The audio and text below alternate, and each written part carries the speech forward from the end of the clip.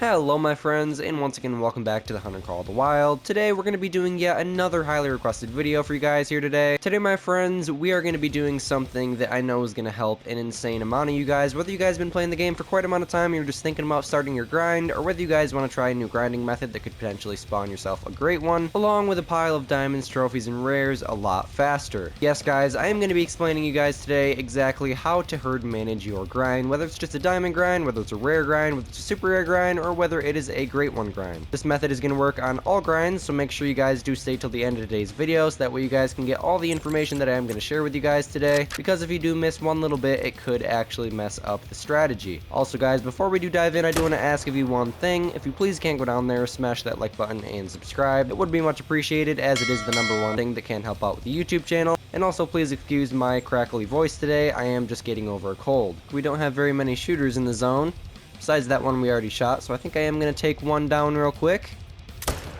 And without further ado my friends, let's dive right in.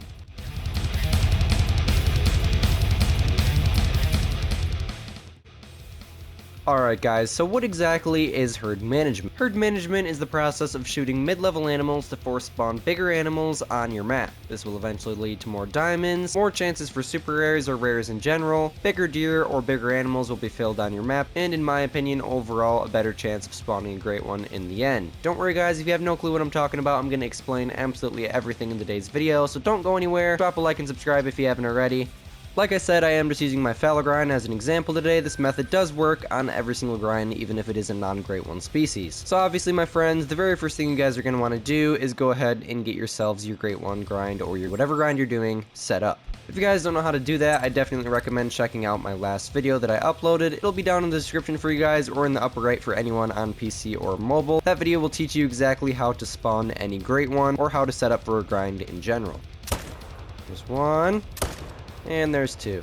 So guys, once you have set up with tents and tripods and all your zones, you guys are going to want to pick a series of your favorite zones. Typically, in my opinion, wide open zones to be your main shooter zones, and then the rest of the zones are going to be your exterior zones. You guys are going to want to start by looking absolutely everywhere for solo zones if your grind has solo zones, which most grinds really do. If you guys are doing fallow, which is a very beginner friendly grind, I would recommend running all along the coast here, all the way up and down the river. You guys are going to want to do that at least once per day. Now, what you guys are going to want to do is find whatever your minimum shooter number would be. For me, it is 150. So, for example, I spot this female. You guys can see her estimated trophy rating is 0. If it were a male, it would look something like these guys over here. If you guys rewind the clip, I shot both of these because their minimum trophy estimate is over 150. 150 is my minimum trophy estimate, and I will not shoot any deer below that. Now, when I find solos, if their estimate is over 150, I will shoot them, and what that will do is it'll make them respawn somewhere completely random on the map. It could be a solo zone, or they could spawn into one of my shooter or exterior zones. After that, I'll go through all my exterior zones and main shooter zones, and again, shoot any deer over the minimum trophy estimate, which for me is 150. For whitetail, I would shoot the level 2s and above, leave the 2s that look like 1s.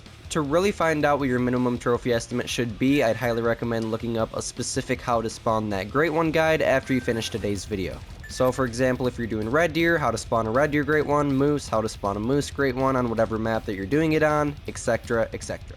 Now my friends, the process that I just explained to you is quite a complicated process, and it will take you several hours, so make sure you guys do not get impatient with it. Just keep on shooting, and eventually your zones are going to fill up with shooter deer. Now your main shooter zones should consist of females, not only males. If it's only males, then I definitely recommend shooting those males, and keep checking the location that your shooter zone was in to make sure that no males have respawned along with females, because solo male zones are not good. When you shoot solo male zones, which are males without females near them, the zone will vanish. You guys may be asking, Squid, what do I do if my zone's filled up with small deer, or small animals depending on whatever grind you're doing? My answer is, shoot them.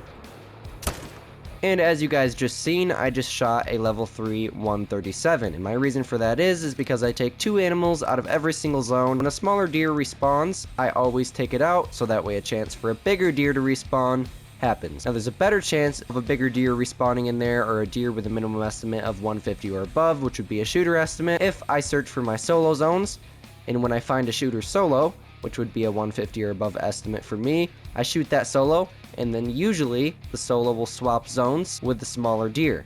Therefore, when you see smaller deer, make sure you shoot a bigger deer somewhere else, and then come in and shoot the smaller deer. Don't worry, I've already done that.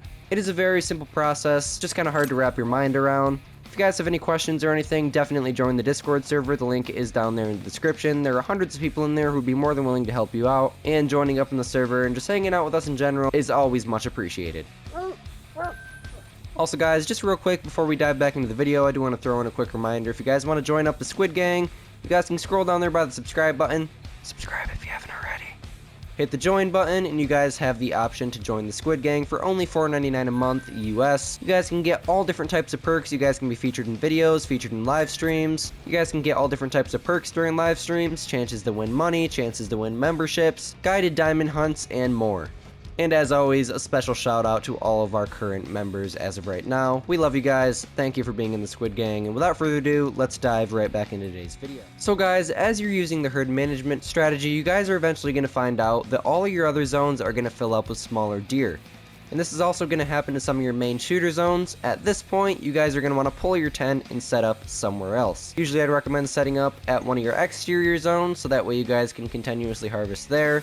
And eventually, if your exterior zone that you picked fills up with smaller deer, repeat the process, pick up the tent, and move to another zone. You guys have probably found out by now, what's going to happen is all your main zones are going to fill with larger deer, giving you bigger deer to shoot, eventually spawning more diamonds, which leads to more rares or even super rares, and then hopefully a faster great one spawn. Now, unfortunately, it has not yet been proven that great ones can spawn more fast off of diamonds or max level animals. EW may have changed the code with the last update or some updates before the last update. It really depends. I'm not 100% sure, but all I know is you can definitely get an absolute pile of diamonds using herd management, and who doesn't want that along the way? Along with more rares, and in my opinion, and strictly my opinion, I think that it actually does spawn great ones faster. For example, my first red deer great one took me 1500 kills. I decided to use herd management on my red deer grind, as that's right around the time herd management started to come into existence, and I spawned my second red deer great one in under 500 kills. But then my poor friend Marshall, let's just not talk about his grind. His grind took him almost 3,000 kills, and that was for one red deer. And I believe he was using herd management. So like I said, it's really just all RNG, random number generation. But guys, if you really want to spice things up along the way in your grind and make it a lot less boring, and spawn an insane amount of trophies, rares, and diamonds, I would highly recommend using herd management. Alright guys, so something we're going to be talking about now is a method that I absolutely love. I use this method on my red deer grind and it spawned me over 300 different red deer diamonds all in one grind in under 2,500 kills, along with a super troll melanistic, multiple level 8 piebalds, and obviously 2 great one red deer.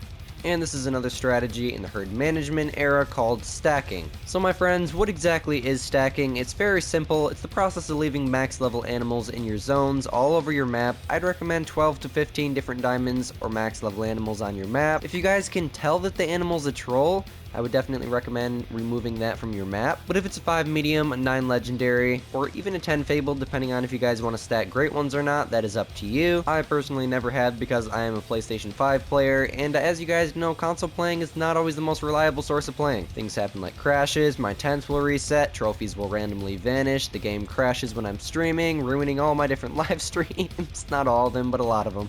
But anyways, we got sidetracked there. I love my PlayStation 5, don't worry guys, I'm very fortunate for the consoles that I have. But what stacking does is it will trick your game into thinking that the map is absolutely filled with way too big of animals, and what that's going to do is it's going to fill up all your exterior zones with tiny animals. And the reason that's a good thing is because when you go through and wipe out all 12 to 15 of your max level animals, the game is going to think that they've all disappeared randomly, and it's going to put something huge on your map.